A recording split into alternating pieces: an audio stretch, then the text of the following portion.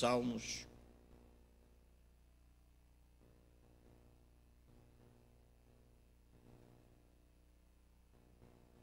Vamos, meus irmãos, para a palavra gloriosa de Deus, no Salmo 130. E passaremos para o 131. Das profundezas clamo a Ti, Senhor. Escuta, Senhor, a minha voz. Estejam alertas os Teus ouvidos às minhas súplicas. Se observares, Senhor, iniquidades, quem, Senhor, subsistirá? Contigo, porém, está o perdão para que Te temam. Aguardo, Senhor, a minha alma. Desculpem. Aguardo o Senhor. A minha alma o aguarda. Eu espero na Sua palavra. A minha alma anseia pelo Senhor mais que os guardas pelo romper da manhã. Mais que os guardas pelo romper da manhã. Espere Israel no Senhor, pois no Senhor há misericórdia, nele copiosa redenção. E Ele quem redime a Israel de todas as suas iniquidades. Senhor, não é soberbo o meu coração. A igreja vai ler comigo o primeiro versículo e o segundo do Salmo 131. Vamos lá? Senhor, não é soberbo o meu coração, nem altivo o meu olhar. Não ando à procura de grandes coisas, nem de coisas maravilhosas demais para mim. Pelo contrário, escalar e sossegar a minha alma, como a criança desmamada se aquieta nos braços de sua mãe. Com essa criança é minha alma para contigo. E eu termino dizendo: espera, ó Israel, no Senhor, desde agora e para sempre. Amém. Calma em Deus. É o que diz o Salmo 131. É sobre isto que eu gostaria de falar com a Santa Igreja do Senhor nesta manhã. Calma em Deus. Meus irmãos, o Salmo 130 fala exatamente do socorro de Deus quando a gente clama nas profundezas da vida. Este socorro que é medido pela nossa aflição. Este socorro que chega à nossa alma mediante os frangalhos que lá dentro existem. Este socorro que supera as dores que muitas vezes nos levam a fazer perguntas a Deus. Este socorro que é urgente. E tem, meus queridos irmãos, limite. Limite não no socorro, mas limite nas causas que precisa do socorro. Este socorro que muitas vezes vem na escuridão da noite, na perturbação daquilo que nos inquieta, da fragilidade que muitas vezes rompe a nossa confissão. Este socorro que transita no coração, pontilhando cada uma das coisas que se de fato destacam como necessidades de Deus. Quem é que não precisa de socorro quando está passando por uma aflição em casa e ouve, meus queridos irmãos, aquela buzina horrível das ambulâncias, que a gente sabe que alguém de fato está precisando com urgência de tratamento. Quantas e quantas vezes a gente coloca as coisas diante de Deus e quantas vezes estamos vivendo a situação do quase desespero, como que dizendo: eu já orei, eu já pedi, eu já fui para a oração, eu já aprendi, eu ouvi, já decorei, mas nada aconteceu. E a gente diz assim: ó Deus, o Senhor existe, o Senhor está no trono, na glória e tal, mas parece até que o céu está blindado. Parece até que a oração não chegou lá. Parece até, meus queridos irmãos, que a nossa alma chega a seu limite de angústia e a gente passa a dizer: ó Deus, eu não suporto mais. O Salmo 130, meus queridos irmãos, fala neste socorro, dizendo que ele clama, que Davi clama das profundezas. É como se ele tivesse de fato no buraco mais fundo do mundo e gritasse para cima, querendo que alguém lhe jogasse uma corda. Mas ele ainda diz: Senhor, a corda não chegou, escuta a minha voz, diz o verso 2. Quando ele diz assim, escuta a minha voz, ele está dizendo: Senhor, me atende, me socorre. Ele está dizendo, meus queridos irmãos, que a dificuldade é tamanha que o seu grito já está de fato chegando ao limite na garganta. Ele não consegue falar mais alto, gritar mais alto. Tamanha é a sua dor.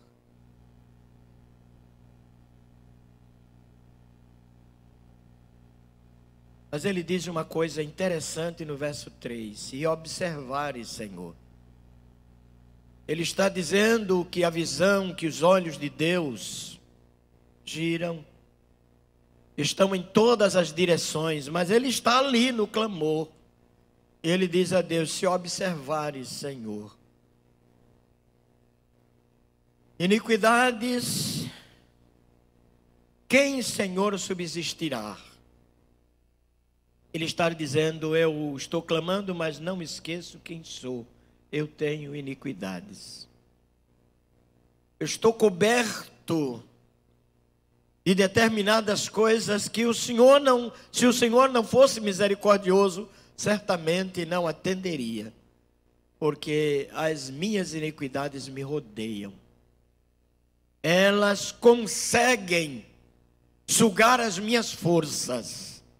Elas conseguem até paralisar a minha mente no que concerne a bênção e aquilo que o Senhor faria como resposta à minha vida. Ele faz esse quadro de baixo para cima, até chegar lá no poço e dizer: ó Deus, ouve a minha voz, eu estou realmente na distância. Porém ele diz assim: contigo, porém, está o perdão. Às vezes a gente sabe que a nossa voz no clamor, de alguma maneira ela está sendo blindada por causa de alguma coisa em que nós colocamos diante de Deus que não é certa. E parece até que nessa hora a incredulidade chega, porque a gente começa a ser acusado. É como se Deus estivesse dizendo: você não merece resposta.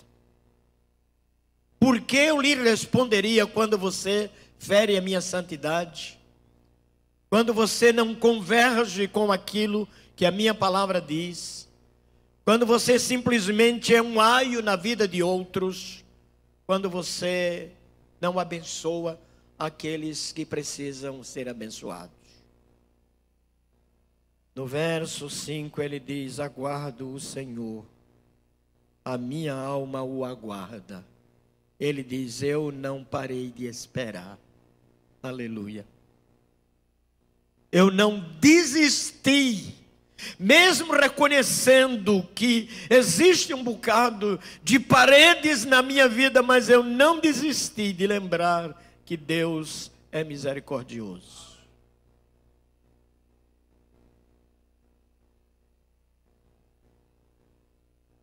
No verso 6 ele diz: minha alma anseia, deseja, a minha alma acredita. Aleluia. E a misericórdia do Senhor será maior do que o meu mal. Se eu entrei na caverna, não foi Deus quem me pôs lá, fui eu quem achei a porta aberta. Se eu estou vivendo alguma experiência negativa, mesmo assim eu digo que minha alma anseia, porque como crente eu não me esqueço de Deus, mesmo nas horas das minhas fraquezas. Mas ele ainda diz: espere Israel no Senhor. A prerrogativa da esperança, meus queridos irmãos, é o edito da confiança, que sabe se posicionar. Deus diz, através de sua palavra: esperei com paciência no Senhor. E Davi no Salmo 130 passa a usar esta linguagem no meio exatamente dos seus defeitos. Ele passa agora a trazer a vida do povo de Israel para dentro da sua experiência e diz assim: espere Israel no Senhor, pois o Senhor há misericórdia. Nele existe copiosa redenção, abundante. Nele está de fato aquilo que eu preciso, mais do que aquilo que eu espero.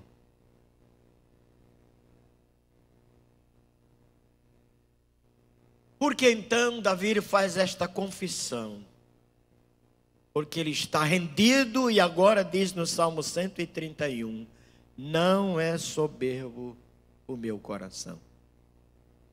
Os soberbos não se curvam, os soberbos não se arrependem, os soberbos não se calam, os soberbos não se dobram, os soberbos são impacientes, os soberbos gostam de ditar, os soberbos não recebem orientação, os soberbos são resistentes e resistentes e resistentes, os soberbos sempre têm razão. Os soberbos não reconhecem a realidade nem a verdade. E Davi está dizendo, não é soberbo o meu coração, eu reconheço como estou. Meus irmãos, a grande verdade desse texto é que Davi está dizendo que se rende a Deus, porque sabe que não existe nenhum outro recurso para consertar os desmandos do seu coração. No versículo de número 1, ele ainda diz, não ando à procura de grandes coisas. O soberbo, na verdade, ele está sempre à frente.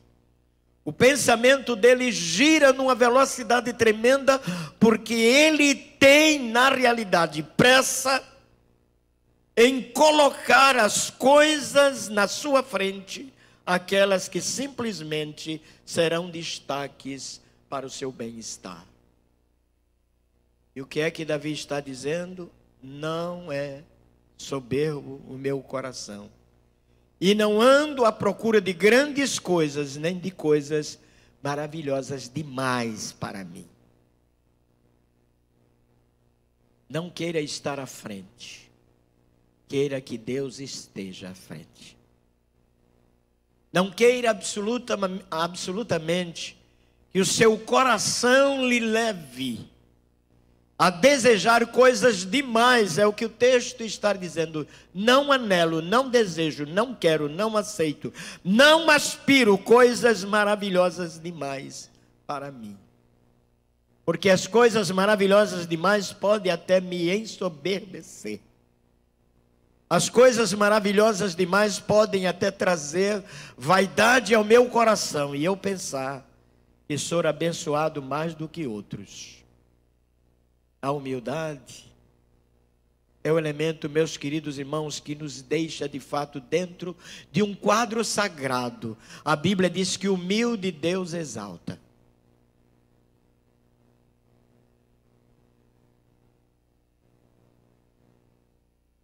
Tenho certeza. E que, meus queridos irmãos, este é o plano, esta é a linha, este é o caminho, onde as cortinas de Deus se abrem e lá está o servo, que na realidade aprendeu a viver sob a ordem do Senhor. E não destilar o seu próprio critério e dizer, eu quero que seja assim. Os que confiam no Senhor aprendem, meus queridos irmãos, a esperar nele, a depender dele, a colocar o seu coração como o cenáculo onde o Senhor vai de fato manifestar a sua glória. Mas ele ainda diz, pelo contrário, no lugar de fato procurar coisas maravilhosas demais para mim, pelo contrário, fiz calar e sossegar a minha alma. Olha essa expressão extraordinária. Pelo contrário, no lugar de eu querer de fato que Deus me coloque no alcandourado, pelo contrário, eu faço sossegar e calar a minha alma. Porque quando eu estou sossegado e a minha alma está calada, e chegou a hora de ouvir mais Deus falar conosco. Chegou a hora em que, meus queridos irmãos, os raios da glória de Deus vão descer sobre nós. E a voz preciosa do Senhor vai dizer aquilo que realmente precisa acontecer dentro do nosso ser.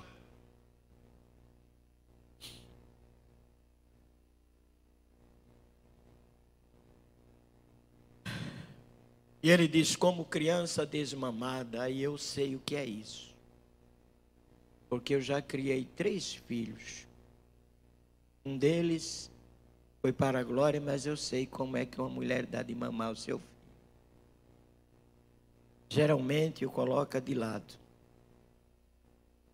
Põe os 2 braços embaixo dele para o sustentar. É isso que Deus faz com a gente. Aleluia.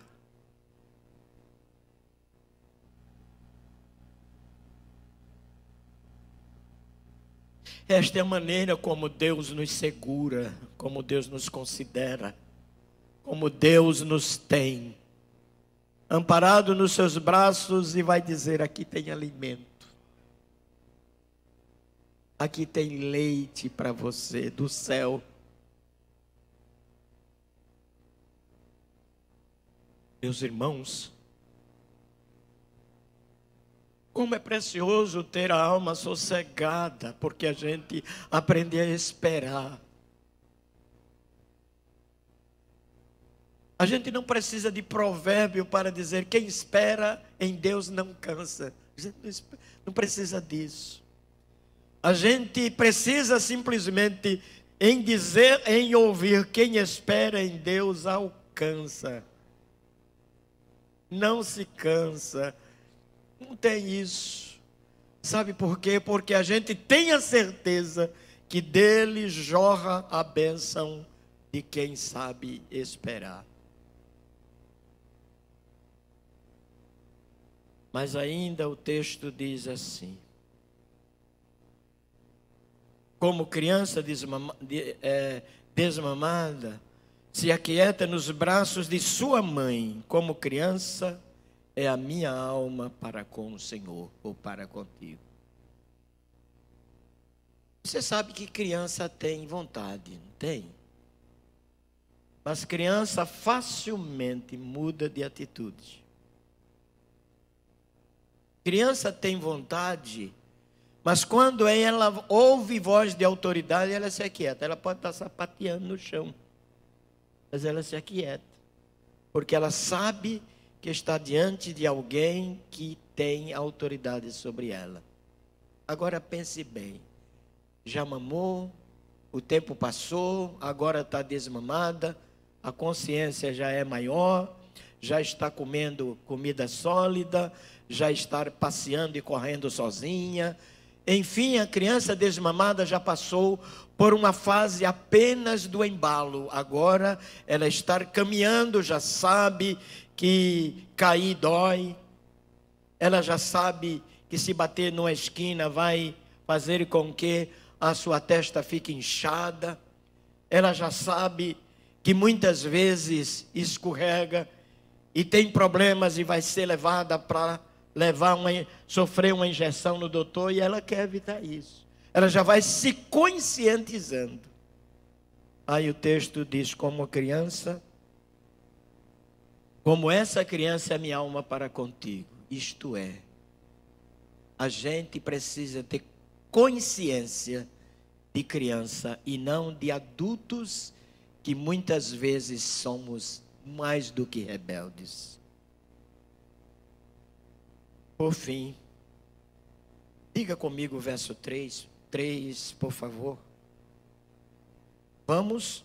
Espera no Senhor, ó Israel, desde agora e para sempre.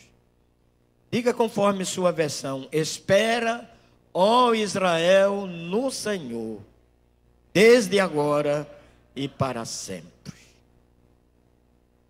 Quem viaja sabe o que é esperar. Primeiro, arruma a mala. Aliás, faz o plano. Segundo, arruma a mala. E depois, vai para o ponto de partida. Mas quem viaja sabe que sempre deve chegar antes que o seu transporte parta. Quem viaja de avião normalmente chega 1 hora antes. Quem viaja de ônibus geralmente chega um tanto antes e vai lá para baixo esperar. Normalmente, quem viaja de avião vai depender de uma sala onde o indivíduo já passou pela revista da Polícia Federal. Vocês notam que é assim? Tem que passar debaixo de um negócio lá, que vai dizer se você está usando metal, e usando metal é proibido, vai ter que tirar, vai ter que se desprender daquilo, ou então jogar dentro da bagagem e coisa assim. Tem um bocado de protocolos. Você acha que a bênção de Deus é assim, uma coisa qualquer? Não. A bênção de Deus tem a sua regra. A bênção de Deus tem a sua trajetória, tem o seu caminho. A bênção do Senhor tem, meus queridos irmãos, os seus limites. E o salmista faz esta radiografia da vida, em que, terminando, meus queridos irmãos, nesses minutos que me restam, quero tão somente agora passar para os meus irmãos queridos tudo aquilo que eu gostaria de dizer agora em poucos momentos. Primeiro, onde é que eu estou? Nas profundezas. É claro que inferno não pertence a crente. Eu estou na profundeza das minhas decisões. Eu estou na profundeza das minhas escolhas. Eu estou na profundeza daquilo que é optativo. E é de lá que eu enxergo a Deus e clamo a Deus, porque eu reconheço que os meus limites são tão pequenos para que eu enfrente os meus desafios. Os meus limites são tão tenros, tão pequenos, para que eu enfrente os meus desafios. Não despreze os seus desafios. Não os considere de maneira nenhuma como coisas fáceis, porque às vezes as coisas bem fáceis se tornam, na verdade, as mais difíceis. É preciso ter prudência, aspirar, desejar as coisas que são reais diante de Deus, para colocar a vida no altar e ser abençoado. Segunda coisa que eu observei é a maneira como a gente olha para Deus. O verso 3 do 130 diz: se observares, Senhor, as minhas iniquidades. Qual é a maneira que eu olho para Deus? É que Deus é simplesmente Deus, ou que nesta palavra Deus existem atributos que pertencem só a Ele, e que eu devo, na verdade, estar inserido e obedecer, vivenciar, praticar, sentir, ser abençoado por esses atributos, ou eu penso só que Deus é Deus?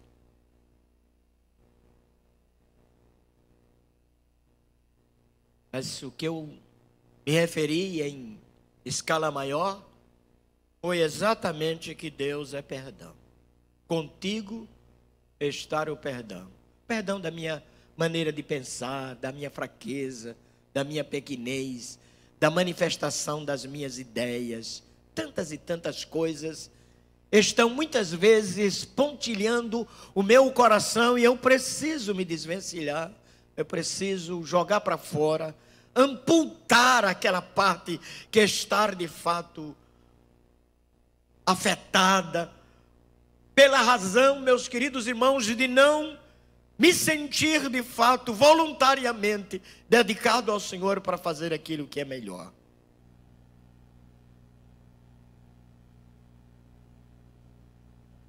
Espere, Israel, no Senhor. Isso encheu meu coração. Por que esperar em Deus? Porque, meus queridos irmãos, a nossa espera, ela é simplesmente elementos que partem da nossa mente. A nossa espera é elemento que partem da nossa visão. E a nossa mente, a nossa espera, é elemento que parte exatamente da condução da nossa fé. Dentro dessas três prerrogativas, se de fato eu as equilibrar e conviver com elas numa realização simultânea a cada passo, verei como a glória de Deus há de se manifestar. Portanto, Senhor, a partir daí não é soberbo o meu coração. Às vezes a gente não percebe que é soberbo. A gente só percebe que tem vontade própria. Vou repetir isso. Muitas vezes a gente não percebe que somos soberbos. A gente só percebe que tem vontade própria, que é lógico. Que sabe dizer, que sabe escolher, que sabe se posicionar. Mas às vezes é soberba. Não era absolutamente aquela escolha de glorificar a Deus. É soberba. Num culto de terça-feira pela manhã, eu estava seguindo ali na rua e tinha uma irmã falando com outra. E ela já estava dando uma lição de moral. Uma senhora nova convertida e a outra antiga na igreja, e dizia: mulher, você não sabe que você não vai para o céu com essa calça comprida? Você não sabe que você não vai para o céu com essas unhas pintadas? E a irmãzinha com a cabeça baixa lá, ouvindo. E eu fui chegando para perto, e ela disse: não é assim, pastor Samuel? Eu disse: minha irmã, a Bíblia não diz que é assim, é a senhora que está dizendo. A Bíblia não diz que é assim. A Bíblia diz que a gente deve ser prudente. A Bíblia diz que a gente não deve amar o mundo. A Bíblia diz. A Bíblia diz que a gente não deve sofrer a influência daquilo que está acontecendo no universo, das escolhas dessa sociedade que não ama Deus. Mas a Bíblia diz assim: se confessarmos os nossos pecados, Ele é fiel e justo para nos purificar de todo o pecado e de toda a injustiça. A Bíblia diz: não ameis o mundo como o mundo nas coisas que no mundo há. Amem o reino. Quando a gente ama o reino, nós não somos capazes, meus queridos irmãos, de estar lançando as nossas vidas à disposição daquilo que o mundo nos oferece. Basta amar a Deus. Mas não somos nós que colocamos Deus à força no coração dos outros. Nós não vamos absolutamente, meus queridos irmãos, andar com bisturi, fazer uma fenda no coração de alguém e colocar Deus à força lá dentro. A palavra do Senhor precisamente nos diz que a gente deve amar aqueles que são fracos. E os novos na fé precisam de orientação. Os novos na fé precisam do nosso abraço mesmo na pandemia. Os novos na fé precisam da nossa ternura, do nosso carinho. Mas a gente precisa saber da Bíblia. Porque abraço sem Bíblia pode até ser o abraço da contaminação. O abraço sem Bíblia pode ser, meus queridos irmãos, o abraço do tamanduá. A gente precisa, de fato, amar profundamente os nossos queridos amigos e irmãos, colocando-os na presença de Deus. Mas o texto diz assim: não é soberbo o meu coração. Vamos dizer isto? Você tem prova disto? É isso mesmo que você é? É isto mesmo que o seu coração é? Faça uma introspecção. Renda-se à realidade da palavra de Deus. E veja que quando eu digo isto a Deus, pode ficar certo que Ele vai dizer sim ou não. Podem ficar certo que Ele vai selar a sua confissão ou vai dizer: é farisaísmo. Você não é assim. Você ainda é soberbo. Você ainda não sabe ouvir. Você ainda só gosta de ditar. Você é rei de sua própria vida. Você ainda não depende do Espírito nem da palavra naquilo que ela diz.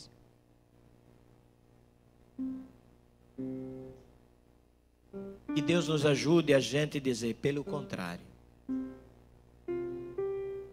Fiz calar e sossegar a minha alma, porque o meu coração não é soberbo. Aleluia. Fiz calar e sossegar a minha alma, porque meu coração não é soberbo. Eu sou como a criança desmamada. Eu sou exatamente como a criança que, na verdade, estar vivendo a experiência de estar perto do pai e da mãe. E ser aquela criança em que os pais dizem: ah, que criança abençoada. Curve sua cabeça comigo. Pai querido, glorificado seja o teu santo e precioso nome. Ó Deus, quantas vezes estamos nas masmorras,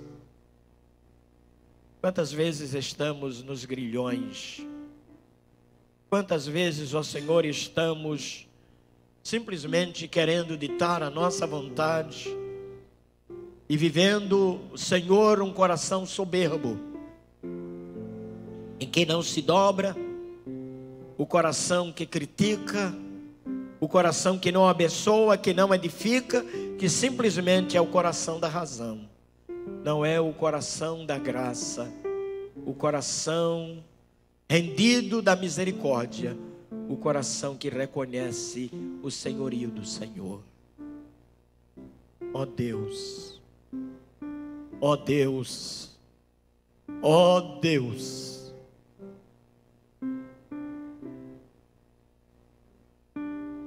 seja exaltado o teu nome. Ó Deus,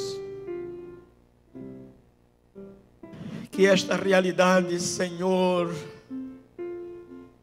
tilinte no nosso coração. Apaga, ó Deus, a nossa vontade, que muitas vezes é arguta, é rápida, é sincera, mas é, Senhor, muitas vezes coberta de desejos em que não exaltam, não glorificam o teu santo nome. Eu quero te bendizer por esta manhã, por tua palavra, pelos teus servos que aqui ouvem-na, e por aqueles, ó Senhor, que estão em diferentes lugares, realmente mergulhados em tantas coisas, precisando decidir que suas vidas sejam alinhadas para a glória do teu nome. Assim te peço, ó Deus, em nome de Jesus. Em fervente oração, tens o teu coração na presença de Deus derramar. Oh, não podes fruir o que estás a pedir, sem que tudo abandones no altar. Quando tudo perante o Senhor estiver e todo teu ser Ele controlar,